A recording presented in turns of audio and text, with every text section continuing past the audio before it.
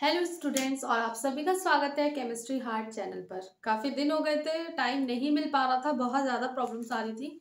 तो लेकिन आज मैंने सोचा है कि अपने बच्चों के लिए टाइम निकालते हैं। तो आज जो भी है, जितनी भी वीडियो, अब जितना भी है टाइम तो है नहीं, तो जितनी भी वीडियो करेंगे वो वन शॉट की होंगी। तो आज हमारा वन शॉट का वीडियो है जिसमें बहुत बच्चों ने डिमांड की थी कि मैम हेरिडिटी एंड एवोल्यूशन के बारे में बता दीजिए। तो ये वन शॉट वीडियो और इसमें ही हम बात करते हैं। तो टाइम को ना बर्बाद करते हुए लेट्स स्टार्ट। अब हम यहाँ पे बात करते हैं, ये जो चैप्टर है, पहले हम सबसे पहले एवोल्यूशन की बात ना करके हम बात करेंगे हेरिडिटी यानी कि अनुवांशिकता।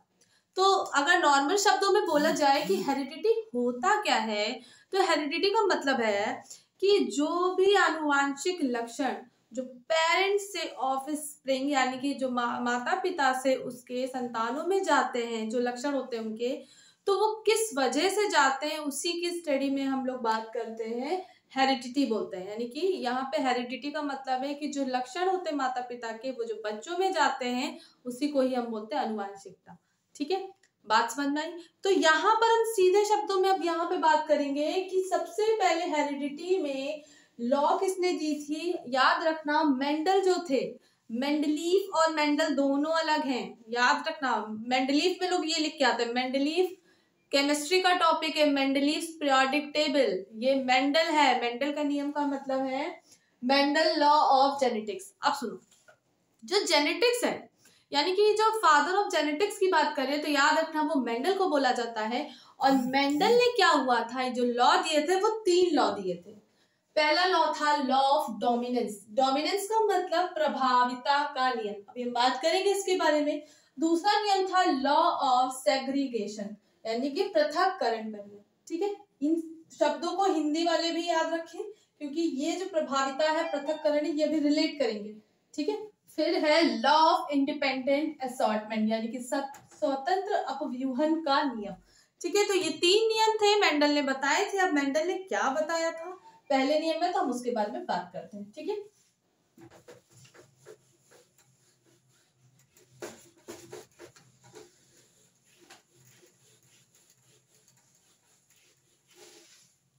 अब जो पहला नियम है लॉ ऑफ डोमिनेंस यानी कि प्रभाविता का नियम।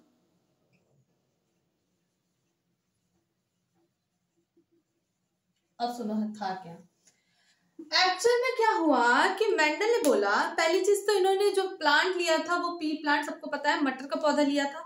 अब उन्होंने अपने एक्सपेरिमेंट में जो बोला कि जो भाई प्लांट्स होते हैं, जो भी पी प्लांट है या प्लांट है, अब प्लांट हम शॉर्ट फॉर्म में लिखवाते जा रहे हैं आपके समझने के लिए सुटेबल होगा। ठीक है, अब प्लांट इज फॉर्म्ड, भाई सबको पता है जो प्लांट फॉर्म्ड होता है वो किसकी वजह से होता है, जाइगोट्स जो बनते हैं, जाइगोट्स जो बनते हैं उनकी वजह से होता है। किसकी वजह से होता है, जाइगोट्स की वजह से, है ना। ठीक, अब जो ये जाइगोट्स होते हैं, 1 सेकेंड, अब ये जो जाइगोट्स होते हैं ये क्या करते हैं,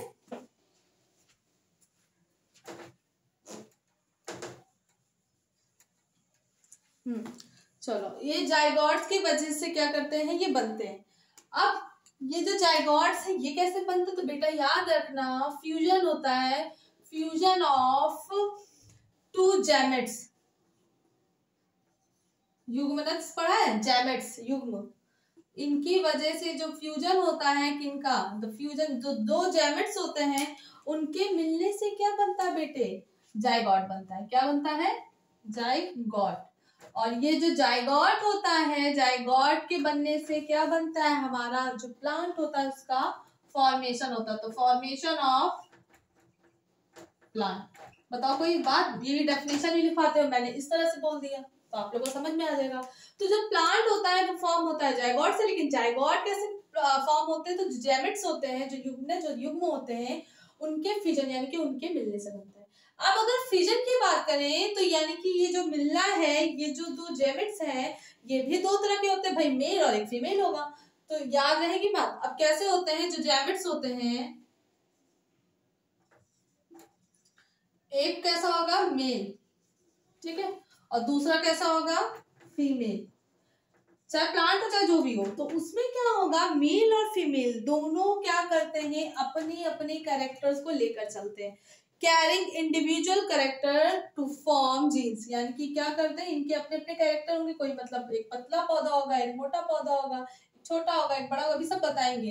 carry individual character, character to form gene, character to form gene. अब इन्हीं के मिलने से क्या होता है, जैसे ही ये दोनों मेल फीमेल जैमेट्स मिलते हैं तो बना देते हैं जैकॉट, और जैसे ही जैकॉट बड़ा होता है, बनता है, तो वो प्लांट का फॉर्मेशन करता है। ठीक है, तो याद रखना, जैसे ही इन दोनों में फ्यूजन होता है तो इनका अपना कैरेक्टर है, इनका अपना कैरेक्टर, दोनों आपस में क्या करेंगे, कंबाइन करते हैं, और कंबाइन होने के साथ ही एक जो नया जी होता है वो बनता है। ठीक है, तो इसको पढ़ो, उसके बाद मैं बताती हूँ, मतलब कि इसको नोट करो फटाक से।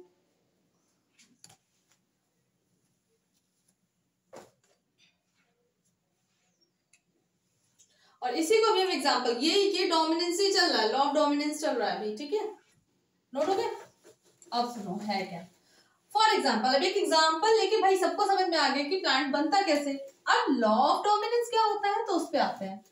फॉर एग्जाम्पल भाई, इन्होंने बोला कि जो जाइगोट्स होते हैं वो जो होते हैं जैमेट से बनते हैं, और जैमेट्स में जो मेल और फीमेल होता है उनका अपना अपना करेक्टर होता है, और जैसे उनमें फर्टिलाइजेशन यानी कि जो प्रोसेस होता है इन फ्यूजन का, तो जैसे वो दोनों आपस में मिलते हैं तो भाई मेल जो है उसका अपना करेक्टर है, फीमेल का अपना करेक्टर है, और जब दोनों का फ्यूजन होता है तो वो बनाते हैं अपने अपने करेक्टर को साथ में कंबाइन करते हैं। लेकिन होता क्या है, अब इस पे बात करते हैं। तो एग्जाम्पल 1 लिख लेते हैं। यहाँ पे मानते हैं ऐसा था कि भाई मेल जो जैमेट था, ठीक है, वो पिंक कलर का उसका करेक्टर था, उसका करेक्टर था कि वो रेड कलर का फ्लावर था। ठीक है, रेड कलर का क्या था, फ्लावर। ठीक है, दूसरा जो फीमेल वाली जैमेट्स थी वो उसका करेक्टर था कि भाई वो व्हाइट कलर के फ्लावर को प्रोड्यूस करता था, यानी कि वो उसका जो कलर था वो व्हाइट कलर था। ठीक है ना, ठीक। अब क्या हुआ, इन दोनों ने जैसे ही फॉर्मेशन यानी कि मेल फीमेल जैसे ही क्या फर्टिलाइजेशन होगा तो ये जाइगोट बनाएंगे, और जैसे ही जाइगोट बनाएंगे बेटा तो यहाँ पे क्या एक नया करेक्टर निकल के आया, और वो प्लांट ना मुझे रेड मिला ना व्हाइट मिला, बल्कि वो मिला मुझे पिंक कलर का, पिंक कलर का मिला। लेकिन हुआ क्या इस दौरान, इसमें अगर देख रहे हो तो इसमें व्हाइट करेक्टर बिल्कुल छुप गया है, जबकि ये हुआ है कि जो रेड करेक्टर है वो पिंक भले ही बना रहा है लेकिन आ तो रहा है रेड में ना। तो यही हुआ कि क्या हुआ, out of these two only one character is able to express. क्या हुआ कि इस कारण से क्या हुआ कि एक ही करेक्टर को एक्सप्रेस हुआ। अब इसमें देखो ये एक एग्जांपल था, अब उन्होंने क्या जो मटर का दाना लिया था उसके अकॉर्डिंग बताते हैं। देखो उन्होंने 2 प्लांट लिए, ठीक है, 2 मटर के प्लांट लिए यानी कि पी प्लांट लिया। अब पहला क्या था, पहले का कैरेक्टर था कि वो प्योर टॉल था, मतलब कि लंबे पौधे थे। ठीक है, टॉल प्लांट थे, जिसका इन्होंने बताया कि वो टी और टी है, कैपिटल टी दिखा दिया दिखाने के लिए। उसके बाद दूसरा था प्योर डॉग, इन दोनों के क्या लिए गए हैं,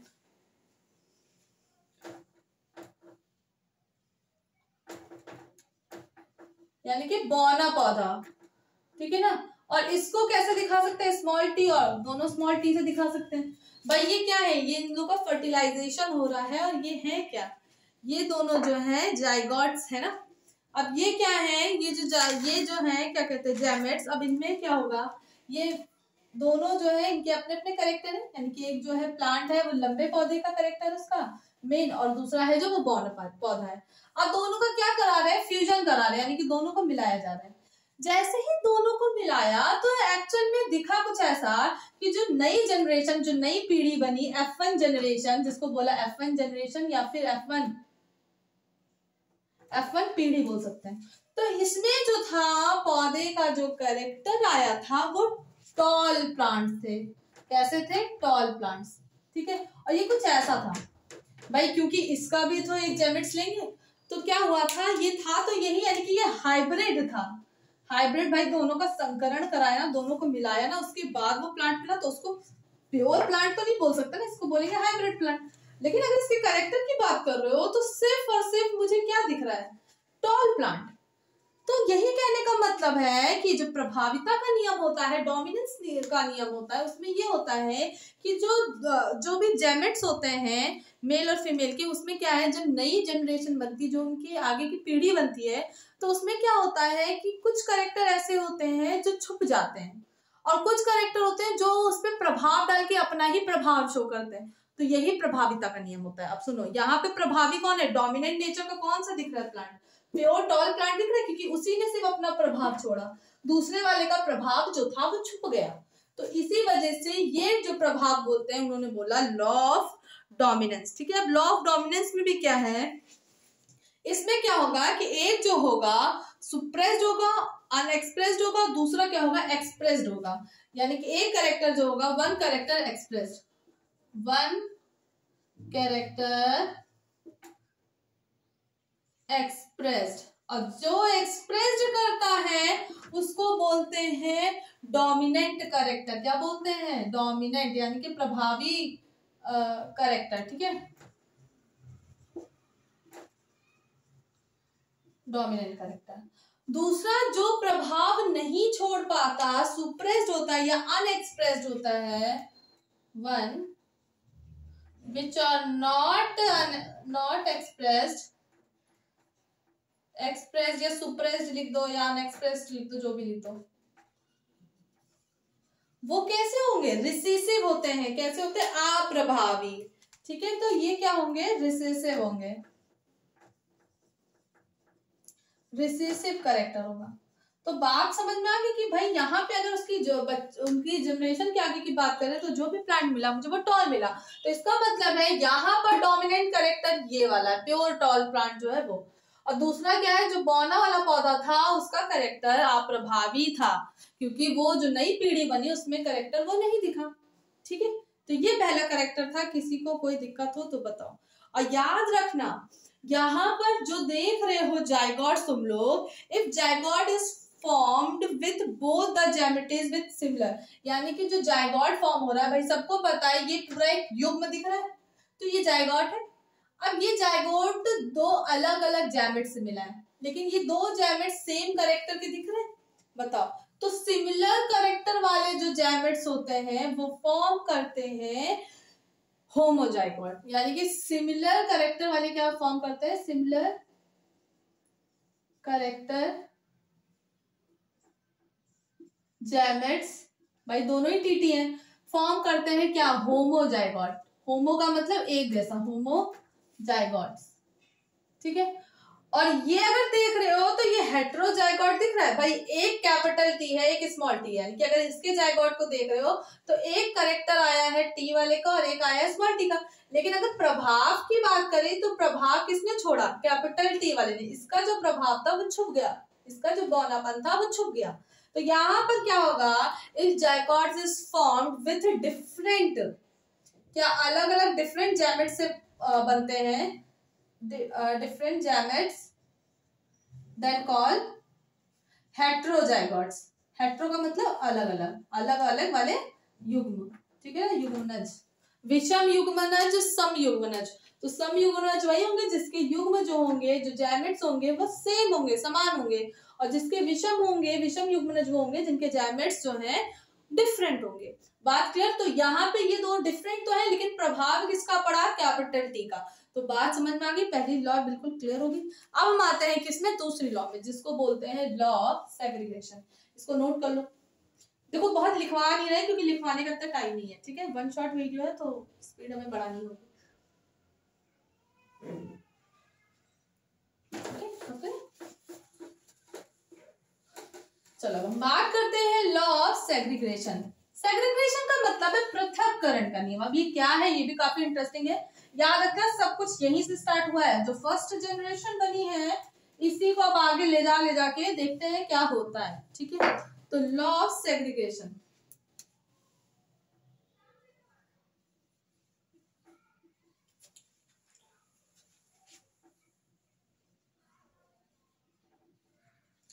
पृथक्करण का नियम।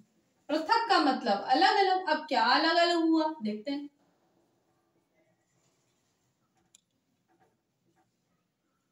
अब सुनो, यहां पे क्या है, सिंपल सी बात है, when F1 generation was subjected to self pollination, यानी कि जो हमारी F1 जनरेशन अभी बनी थी, जो कि क्या बनी थी, स्मॉल टी और कैपिटल टी, यानी कि हेटेरोजाइगोट्स अभी बना था ये ऐसे। तो ये क्या था, ये F1 जनरेशन का पौधा था भाई, जो नया बना था, जो टॉल था ना, टॉल तो सबको पता है F1 जनरेशन का था, ठीक है ना, ये हमने बनाया था। तो हुआ क्या, जब इसका कराया गया सेल्फ पॉलिनेशन, ये कैसा कैरेक्टर का था, ये था टॉल, है ना, इसका कैरेक्टर क्या निकल गया था, टॉल प्लांट था। टॉल वो भी कैसा था, हाइब्रिड था भाई, बाद में बनाया गया था ना, हाइब्रिड प्लांट। अब ये क्या हुआ था, इसका जब मैंने कराया, या मतलब उन्होंने करवाया था सेल्फ पॉलिनेशन। सेल्फ पॉलिनेशन तो सबको पता होगा, है ना, सेल्फ का मतलब उसी में से बनता है, याद हो अगर बताया था तो सुनो होगा क्या। सेल्फ पॉलिनेशन करवाते हैं तो क्या हुआ था, एक नई जनरेशन बनी जिसको बोली इन्होंने F2 जनरेशन, ठीक है। और बड़े ही प्रभाव, मतलब बड़ी अलग बात निकल के आई इसमें, ये निकल के आया कि ऐसा नहीं था कि ये टॉल पौधा हाइब्रिड से बना था तो बाकी भी टॉल बने ना, यहाँ पे बना टॉल भी बना, प्योर टॉल भी बना, प्योर हाइब्रिड भी बना, और इसके साथ ही साथ वो बौने पौधे जो पहली जनरेशन में नहीं बन पाए थे वो भी बने। तो सिंपल सा कहने का मतलब था कि कोई भी जो जनरेशन होती है, जो भी नई पीढ़ी आती है, अगर उसमें एक प्रभावी नियम आता है, यानी कि एक प्रभाव छोड़ता है दूसरा नहीं मतलब बना पाता है, तो ऐसा नहीं वो आगे वाली जनरेशन में जाकर अपना प्रभाव मतलब दिखाएगा। कहने का मतलब है कि वो करेक्टर छुपते नहीं है, कभी ना कभी वो आगे वाली जनरेशन में आके मिलते जरूर हैं। तो कहने का मतलब है, पृथक्करण का मतलब है कि वो कभी ना कभी अलग अलग हमें मिलेंगे। और यहाँ पे यही चीज हुई, जो मटर का पौधा था लंबा, वहां यहाँ पे क्या उसने बनाया, यहाँ पर टॉल भी निकला, टॉल वो भी कैसा, प्योर। तो प्योर का मतलब इसके जायगोट्स कैसे होंगे, टीटी होंगे, है ना। उसके बाद क्या, हाइब्रिड बना, यानी कि टॉल हाइब्रिड, जो कि ये भी था वही वाला, यानी कि टी और टी।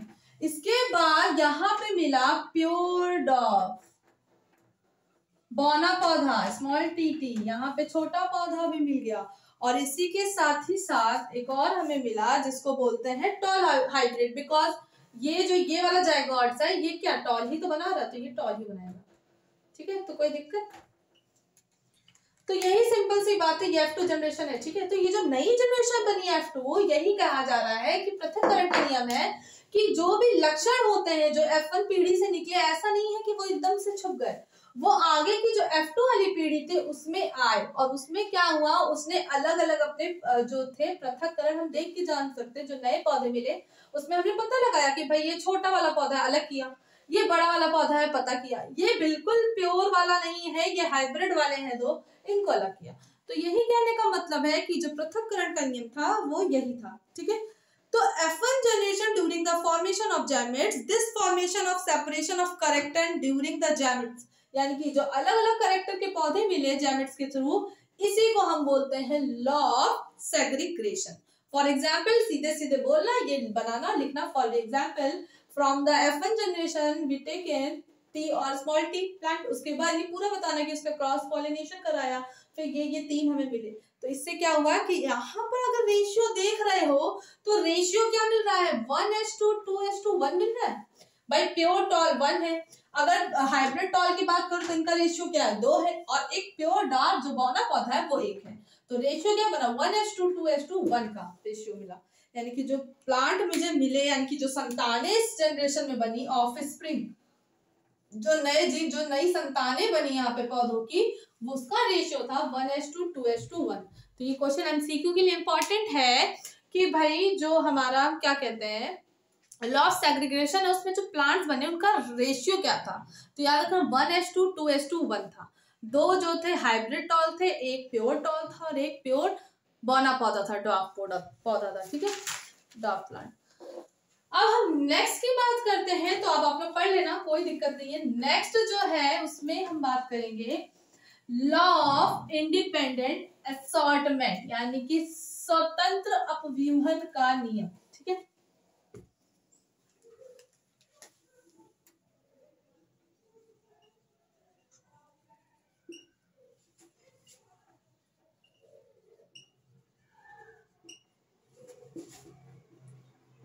अब यहाँ पे कुछ अलग है।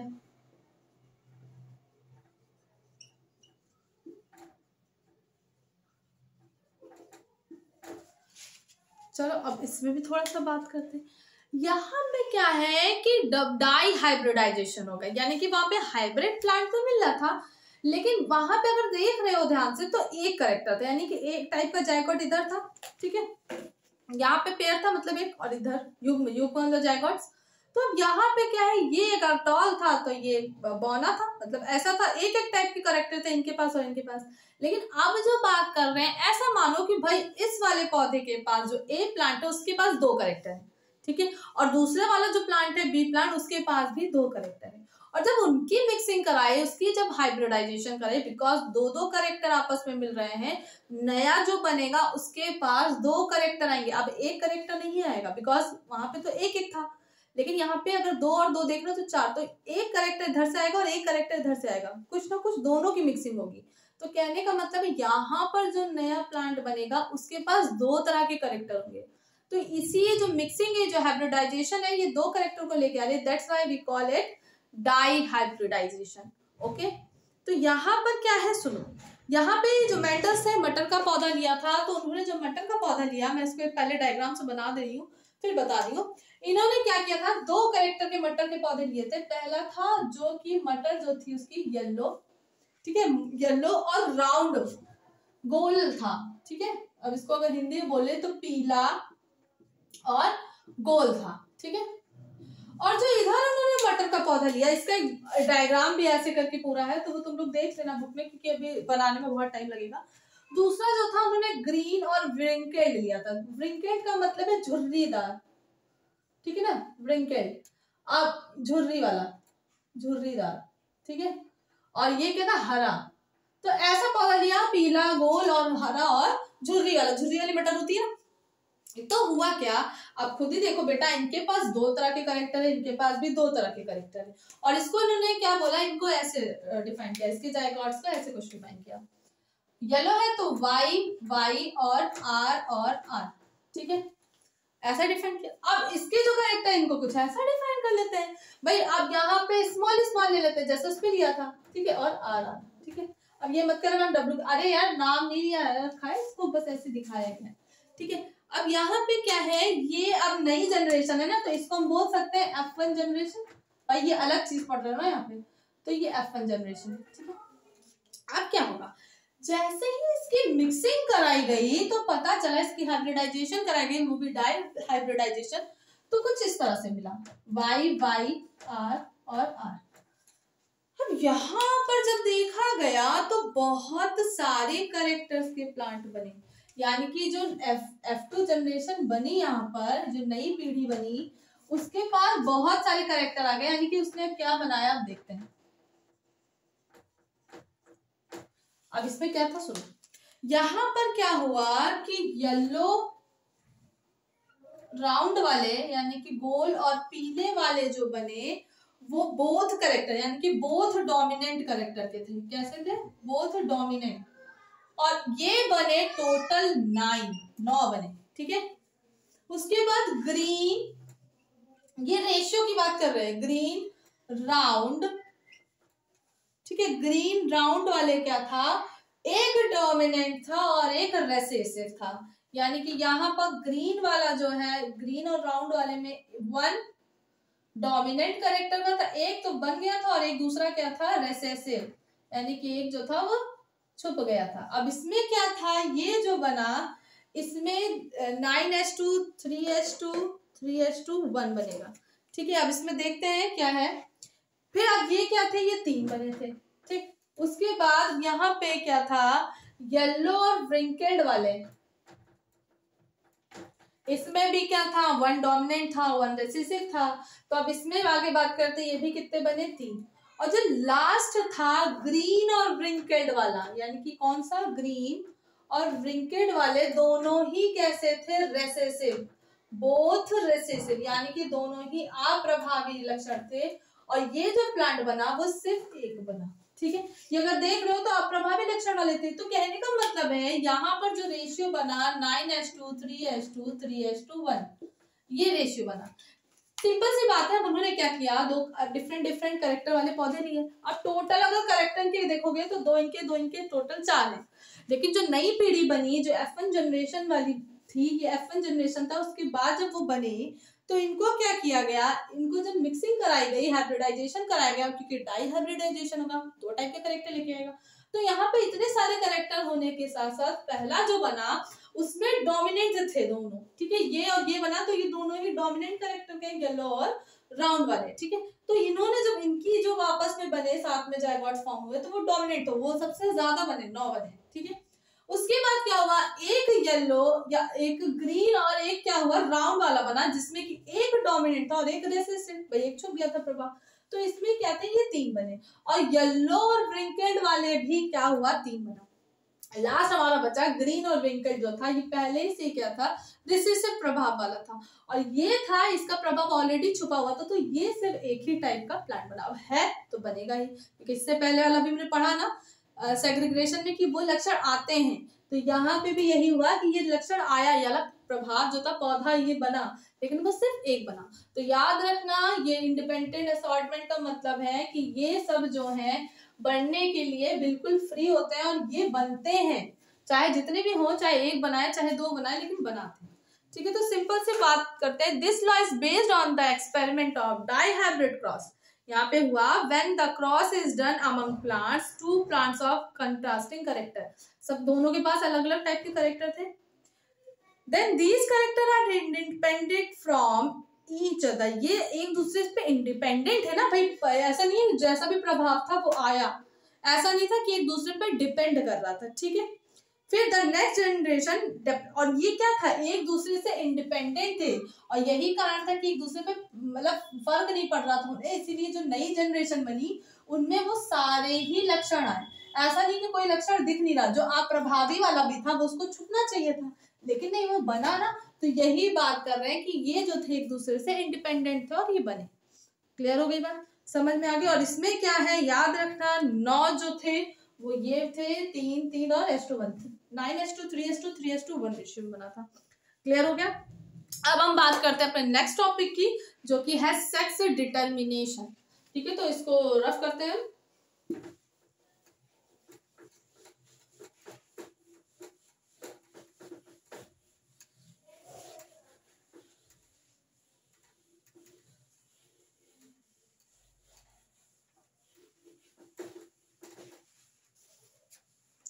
हाँ, मुझसे किसी बच्चे ने कहा कि मैम आप सारे जो इम्पोर्टेंट क्वेश्चंस हैं हम उसकी वीडियो बना के भेज दें, तो ठीक है, बिल्कुल आज ही भेजेंगे। और लेकिन मेरा मानना ये है कि पढ़ते चलो सब, फिर भी हम इम्पोर्टेंट बता देंगे, उनको तो बिल्कुल बहुत अच्छे से तैयार कर लेना है, ठीक है। चलो बात करते हैं अब किसकी, सेक्स डिटर्मिनेशन,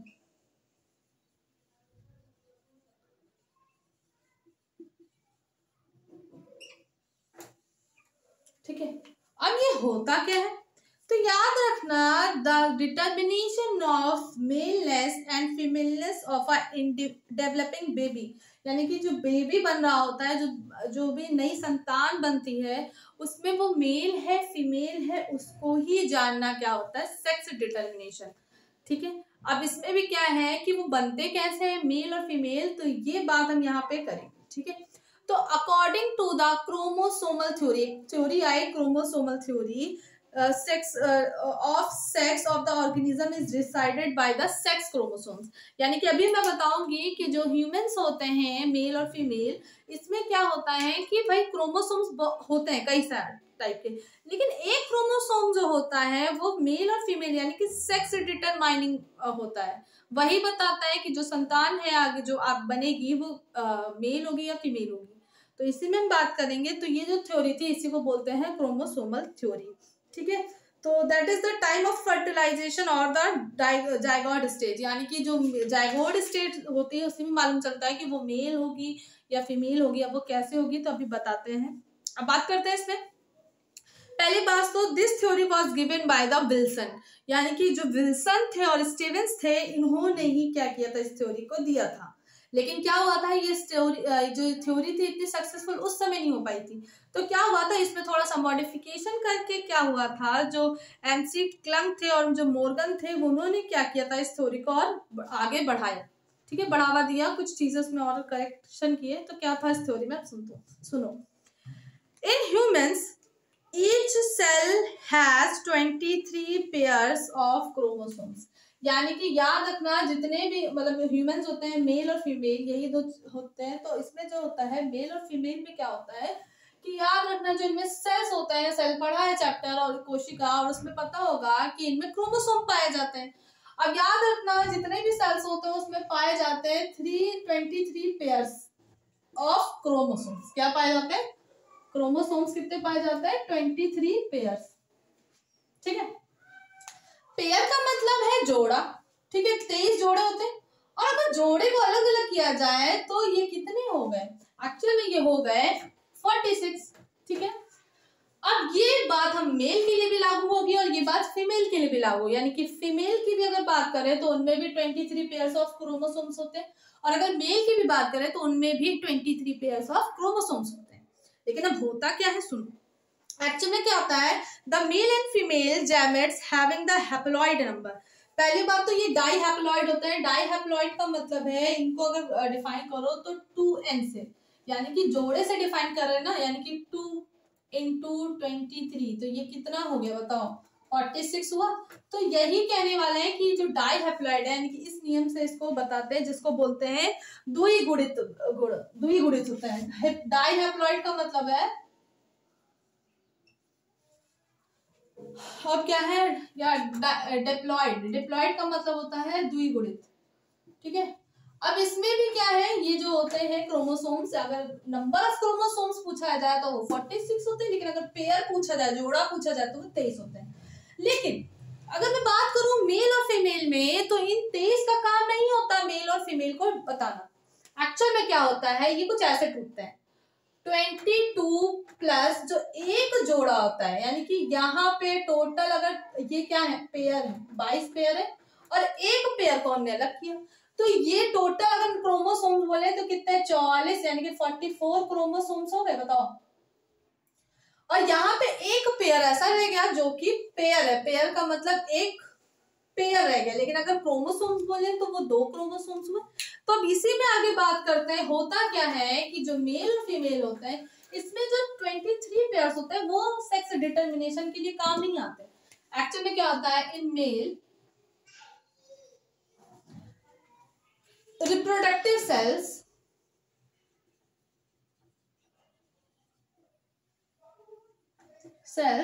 अब देखो होता क्या है, यहाँ पे 22 पेयर जो होता है वो क्या होता है, सेक्स को डिटरमाइन नहीं करता, बल्कि मेल में होते हैं एक्स वाई क्रोमोसोम। जो 23वां जोड़ा होता है, यानी कि 22 पेयर जो होते हैं, वो सेक्स को डिटरमाइन नहीं करते कि जो संतान हो रही है, जो बच्चा हो रहा है, वो मेल होगा या बॉय होगा या गर्ल होगा, बल्कि जो लास्ट 23वां जो जोड़ा होता है, यानी कि जो अलग से एक पेयर होता है, वो इनमें पाया जाता है एक्स और वाई।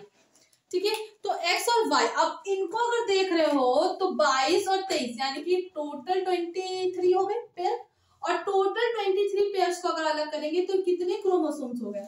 46 क्रोमोसोम्स हो गए। और यही क्रोमोसोम्स क्या होते हैं, जो ये वाला पेयर है, यही सेक्स को डिटरमाइन करता है। कैसे बताते हैं, इन फीमेल, अब अगर फीमेल की बात करें तो यहाँ पे क्या होता है, इनमें भी 22 पेयर जो होते हैं वो सेक्स डिटरमाइन नहीं करते, इनमें पाया जाता है एक्स और एक्स क्रोमोसोम्स। अब जब ये एक्स और एक्स क्रोमोसोम्स आपस में मिलते हैं तो ये भी क्या 46 पेयर बनाएंगे, यानी कि 22 और 23 जोड़ा, और टोटल नंबर ऑफ क्रोमोसोम्स की बात करें तो 46 क्रोमोसोम्स होते हैं। तो सिंपल अगर शब्दों में बोला जाए तो ये जो 44 क्रोमोसोम्स होते हैं, इनका कोई भी रोल नहीं होता सेक्स को डिटरमाइन करने में, बल्कि जो आखिरी जो जोड़ा होता है, जो एक्स और वाई और एक्स एक्स क्रोमोसोम्स होते हैं, इन्हीं का काम होता है कि जो बच्चा होगा वो मेल होगा या फीमेल। ठीक है, तो अब इसमें ही आगे बात करते हैं, देखो क्या होगा। एक्चुअली होता क्या है, ये हमने जान लिया कि जो भी मेल होते हैं उनमें जो क्रोमोसोम्स होते हैं वो कैसे होते हैं, एक्स और वाई। ठीक है, और फीमेल में कैसे क्रोमोसोम्स होते हैं, एक्स और एक्स। अब होता है क्या, होता ये है कि भाई इनका एक्स क्रोमोसोम और इनका एक्स और क्रोमोसोम जब आपस में मिलता है, फ्यूजन होता है, जब मिलता है तो ये बनाती हैं x और x को। और याद रखना x और x जो होता है वो डिफाइन करता है गर्ल को, ठीक है। अब इसमें क्या है आगे, इनका फिर से एक x, अब ये y वाला क्रोमोसोम्स क्या है, इस वाले x से बना, यानी कि ये XY बना। तो जो XY क्रोमोसोम्स होता है, जो डिफरेंट हेट्रो जो होते हैं वो बताते हैं बॉय को, ठीक है। फिर यही चीज यहाँ पे भी क्या है, फिर से एक x वाला x से मिला, तो यहाँ पे बनेगा फिर से क्या, गर्ल। और यहाँ पे जब ये x और y वापस से मिलेंगे तो XY क्या बताएंगे, बॉय को।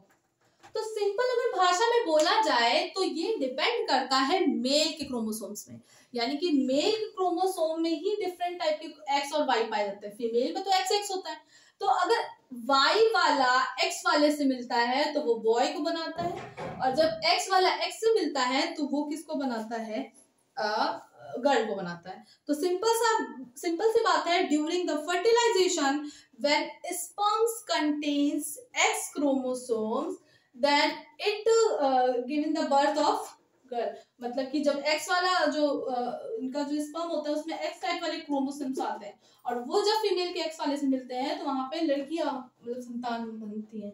लेकिन जब y वाला क्रोमोसोम जो होता है वो फीमेल्स के ओवम में जाता है, तो वहां पे क्या होता है कि जो x वाला है और y वाला है ये एक बॉय संतान की उत्पत्ति करते हैं, ठीक है। तो बात क्लियर हो गई। तो it depends on the male chromosomes, ठीक है। चलो अब हम बात करते हैं जल्दी से आके एवोल्यूशन की बात करते हैं, जैव विकास क्या होता है या विकास क्या होता है।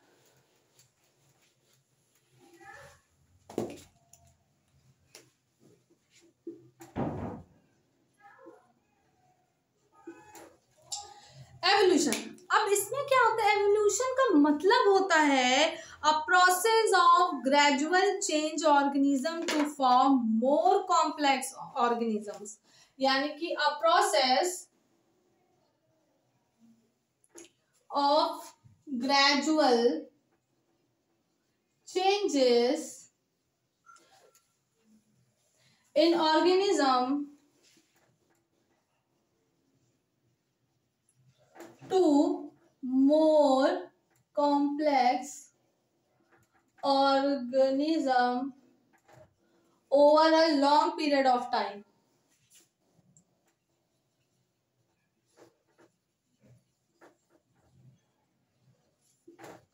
इसका मतलब कि किसी भी अलग मतलब किसी भी इंडिविजुअल में, किसी भी ऑर्गेनिज्म में जो चेंजेस आ जाते हैं अचानक से, वो सिंपल फॉर्म से कॉम्प्लेक्स फॉर्म की तरफ जाते हैं, तो ये जो चेंजेस आते हैं इसी को एवोल्यूशन कहते हैं। लेकिन ऐसा नहीं है कि ये एवोल्यूशन जो हो रहा है वो कि तुरंत हो जाए या बहुत कम ही टाइम में बदलाव आ जाए, नहीं। ये जो प्रोसेस होता है एवोल्यूशन का, ये बहुत ही लंबे, काफी सालों का ये जो प्रभाव होता है, ये जो प्रोसेस होता है, जिसमें कि क्या होता है, जो सरल ऑर्गेनिजम्स होते हैं वो कॉम्प्लेक्स फॉर्म में जाके बदल जाते हैं। तो ये जो तब्दील होते हैं, जो बदलते हैं इसमें, तो ये बहुत ऐसा नहीं कि तुरंत हो गया, ये बहुत सालों की, वर्षों की चीजें होती हैं कि ये जो है अपना प्रभाव लाती हैं और ये बदल जाते हैं, ठीक है। आप सुनो, इसमें अगर बात करें तो पहली चीज तो ये क्या है, नेचुरल है, बायोलॉजिकल प्रोसेस है। एवोल्यूशन क्या है, it is a natural biological process, ठीक है। अब इसमें ये चीजें बहुत ध्यान रखना। अब दूसरा इसमें अगर हम बात करें तो हाँ ठीक है भाई, और दूसरी चीज ये है कि यहाँ पे क्या होता है कि सिंपल लाइफ जो होती है वो कन्वर्टेड इनटू कॉम्प्लेक्स लाइफ, यानी कि कुछ कॉम्प्लेक्स सी लाइफ हो जाती है भाई, ठीक है। अब यहाँ पे भी क्या है, लेकिन ये जो प्रोसेस होता है वेरी स्लो, ऐसा नहीं है कि बस जैसे अब आदिम मानव पहले आए, बनते बनते धीरे धीरे उनके अंदर बदलाव आता गया और फिर क्या हुआ, एट द टाइम आते आते वो क्या हुआ, हम जैसे ह्यूमन बन गए। तो पहले तो वो कपड़े भी नहीं पहनते थे, जब आग जाने लगे, कपड़े जाने लगे, तो ये धीरे धीरे जो प्रभाव है कितने सालों पुराना है। तो ये होते होते जाकर अब हम इतने मॉडर्न बन गए हैं। तो पहली चीज तो ये है कि ये बहुत ही कम टाइम में नहीं होता है, इसके लिए बहुत ज्यादा टाइम चाहिए होता है, ठीक है। दूसरी चीज, ये रिवर्सिबल नहीं हो सकता। अब हम वापस अगर आदि मानव बनने लगे और झुक के चलने लगे तो नहीं पॉसिबल है। तो वो जो चीज थी वो हो गई है। अब उसके बाद जो हम बने हैं तो उनकी जो सिंपल लाइफ से एक कहते हैं ना कॉम्प्लेक्स लाइफ की तरफ आए। तो ये जो स्टेज है इतनी लंबी, इतने सालों की, इसी को ही बोलते हैं एवोल्यूशन। ठीक है, जो विकास हुआ है इस चीज का। तो यहाँ पे क्या है, पहली चीज तो ये कॉन्टिन्यूअस है। कैसा है, लगातार चलता है, निरंतर, कॉन्टिन्यूअस प्रोसेस नहीं लग रहा भाई। चीजें चली, ऐसा तो नहीं कि आदि मानव गायब हो गया या आदि मानव था तो बीच में फिर वो क्या हुआ, रुक गया और वापस से फिर वैसे ही रहने लगा, नहीं। कॉन्टिन्यूअस का मतलब ये चलता गया, धीरे धीरे धीरे धीरे लेवल हाई होते होते हम जैसे एडवांस लोग हो गए। तो ये जो है कॉन्टिन्यूअस प्रोसेस। दूसरा, ये इरिवर्सिबल नहीं होता, हम वापस उस लाइफ में नहीं जा सकते। ठीक है ना, तो ये क्या है, इरिवर्सिबल प्रोसेस है। तो सिंपल सी बातें हैं, एवोल्यूशन के बारे में बात समझ में आ गई। ठीक है, तो अब थोड़ा सा तुम लोग देख लेना, कोई दिक्कत नहीं है। अब हम बात करते हैं एवोल्यूशन में कि जो ऑर्गेनिज्म होते हैं, जो एवोल्यूशन भी होता है, ये दो टाइप का होता है। एक होता है होमोजाइगस और एक होते हैं हेट्रोजाइगस। तो ये होमोजाइगस और हेट्रोजाइगस कौन होते हैं?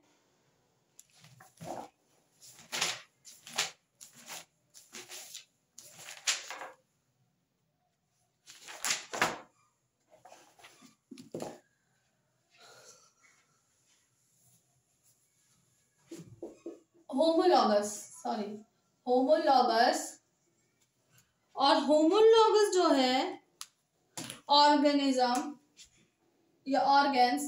होमोलॉगस ऑर्गेन्स की बात करें कि जितने भी जीव जंतु हैं उनके जो ऑर्गेन्स होते हैं, होमो का मतलब एक जैसे, मतलब कि उनका स्ट्रक्चर जो हो वो सेम हो, structure are same.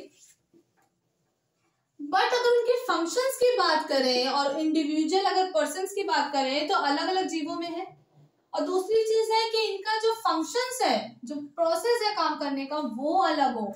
Functions are different या डिफर जैसे भी करना चाहो। फॉर एग्जाम्पल, अगर हम यहाँ पे बात करें ह्यूमन के हैंड्स के बारे में, ठीक है, कुछ ऐसा ही होता है, इतना बनाने का भी वो नहीं है, ऐसे होता है। ठीक है, ठीक है, यहाँ पे हम फ्रॉग का ले सकते हैं। फ्रॉग का अगर हमने हाथ लिया तो उनमें भी कुछ ऐसा, तो इस तरह से कहने का मतलब है कि अगर इनकी सिमिलैरिटी देख रहे हो तो इनके स्ट्रक्चर सेम है। लेकिन अगर इनके फंक्शंस की बात करें तो भाई फ्रॉग क्या है, जंप करता है ऐसे करके। ठीक है, वो जंप कर रहा है, लेकिन क्या हम जंप करने के लिए अपने हाथ को यूज करते हैं? नहीं, हमारे अलग फंक्शंस है। तो ये जो होते हैं इनको ही बोलते हैं होमोलॉगस ऑर्गेन्स, यानी कि देखने में तो सेम होते हैं लेकिन उनका फंक्शंस क्या होता है, डिफरेंट होता है। ठीक है, अब हम बात करते हैं दूसरा, एनालॉगस या हेट्रोलॉगस भी बोल सकते हैं। एनालॉगस क्या होता है? अब एनालॉगस वो होंगे, एनालॉगस का मतलब है कि इनका स्ट्रक्चर तो सेम हो बट फंक्शंस क्या हो, डिफरेंट। ठीक है, अब इनमें क्या है, those organism which having the same structure, structure क्या हो, सॉरी स्ट्रक्चर नहीं, स्ट्रक्चर इनका डिफरेंट हो, स्ट्रक्चर कैसा हो, डिफरेंट, बट फंक्शंस क्या हो इसके, फंक्शंस सेम हो। फॉर एग्जाम्पल, अगर हम बर्ड की बात करें तो बर्ड के जो स्ट्रक्चर होते हैं मतलब ऐसे है, ठीक, ऐसे, ठीक है। लेकिन अगर हम बैट की बात करें तो कुछ ऐसा है,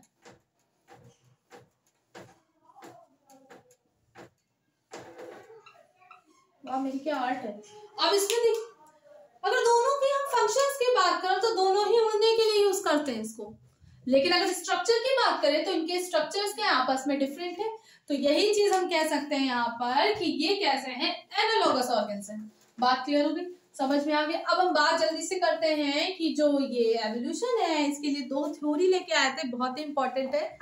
दो थ्योरी है जिसमें कि हम बात करेंगे, पहली जो थ्योरी है उसमें हम बात करेंगे किसकी, लेमार्क की। ठीक है, तो लेमार्क और डार्विनवाद, ये सुना होगा आप लोगों ने, लेमार्कवाद था और डार्विनवाद था, तो था क्या, सुनो। लेमार्क जो थे,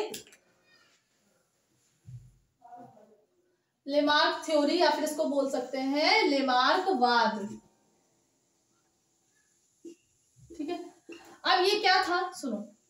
इन्होंने क्या किया, लेमार्क और डार्विन जो थे, इन्होंने कंसीडर एक ही चीज को की कि इन्होंने क्या किया, जिराफ को लिया। ठीक है, अब देखो हुआ क्या था, इन्होंने लिया जिराफ को और कुछ ऐसा, जिराफ ऐसा होता है, हाँ ऐसे ही तो होता है। अब हम ऐसे ही बनाते हैं, मेरी आर्ट इतनी अच्छी नहीं है।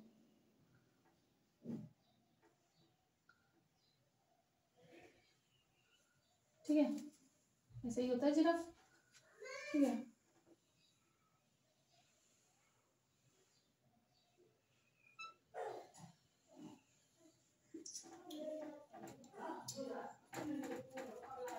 ठीक है, ये जिराफ है, ये इसके कान है।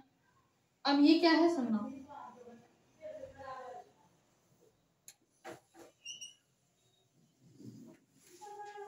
अब हुआ क्या, लेमार्क ने पहली बात तो इनकी जो बुक थी, इन्होंने मतलब inheritance of acquired characters, inheritance of acquired characters. अब सुनना मेरी बात बहुत ध्यान से। इन्होंने बोला कि जो जिराफ थे उसमें क्या हो, पहली बात तो जितनी भी धरती पे ऑर्गेनिजम्स हैं वो क्या हुआ कि कुछ ना कुछ बदलाव के कारण वो आगे चलकर उनमें एवोल्यूशन हुआ और वो बदले। उन्होंने एग्जांपल लिया जिराफ का। उन्होंने जिराफ का एग्जांपल लिया कि नहीं, पहले जिराफ की गर्दन, जो इतने लंबे लंबे जिराफ होते, नहीं, पहले उनकी गर्दन इतनी लंबी नहीं हुआ करती थी। पहले वो कैसे थे, उनकी गर्दन नॉर्मल छोटी थी। लेकिन हुआ क्या था कि भाई कुछ टाइम में क्या हुआ कि इतने सारे ऑर्गेनिज्म है और खाने पीने के साधन जो है वो लिमिटेड है। तो हुआ क्या, वो जब नीचे के घास फूस, नीचे के पेड़ पौधे पत्तियां खत्म हो गए, तो ये क्या करने लगे, जो ऊंचे ऊंचे प्लांट्स थे, पेड़ थे, उनमें क्या करने लगे, वो अपनी गर्दन को ऊपर करने लगे। और ऊपर क्या हुआ, उचक उचक के या फिर ऊपर अपनी गर्दन ऐसे उठा उठा के वो खाते थे। तो जब खाने लगे उसको, तो क्या हुआ, जब रोज वही गर्दन स्ट्रेचिंग हो रही है, खिंच रही है, तो उन्होंने बोला कि फिर धीरे धीरे क्या हुआ, उनकी गर्दन जो है वो लंबी हो गई। और यही कारण है कि वो जिराफ की जो गर्दन है वो लंबी होती है। तो उन्होंने बोला कि यही चीज फिर क्या हुआ, जब वो गर्दन वाले जो जिराफ थे उनकी लंबी होने लगी, तो उनकी वो जो संतानें थी, आगे की जो पीढ़ियां आगे आने लगी, उनकी भी गर्दनें क्या होने लगी, लंबी। तो इसका मतलब है हेरिटेंस ऑफ एक्वायर्ड कैरेक्टर का मतलब है कि जो विरासत से चला आ रहा है वो करेक्टर हमारे आगे वाली पीढ़ी को भी मिलेगा। तो इसका मतलब जो गर्दन छोटी थी, फिर बाद में उनकी गर्दन जो खिसते खिसते बड़ी हो गई, तो उनकी जो आगे वाली पीढ़ी वाले जो जिराफ थे, उनकी भी गर्दन कैसी होने लगी, लंबी होने लगी। ऐसा लेमार्क ने कहा, इसको ही बोलते हैं लेमार्कवाद। ठीक है, अब हम आगे बात करते हैं। जो डार्विन है, डार्विन ने कहा नहीं, ऐसा नहीं होता। डार्विन जो आए, उन्होंने बोला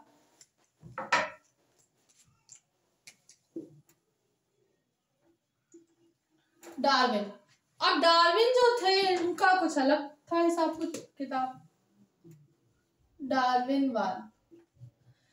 इन्होंने बोला कि एक्चुअल में इनकी जो फेमस बुक थी वो थी origin of species by natural selection, origin of species by natural selection.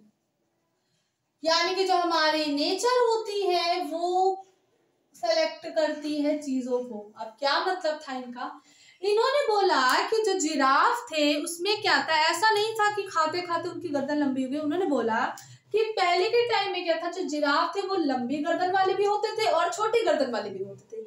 लेकिन क्या हुआ कि नेचर में खाने पीने के साधन कम है, मतलब सीमित है, और उसमें क्या था कि जब ज्यादा ऑर्गेनिज्म संख्या बढ़ने लगी ऑर्गेनिजम्स की, तो क्या होने लगा कि एक टाइम ऐसा आया कि नीचे के पेड़ पौधे पत्तियां सब खत्म हो गए।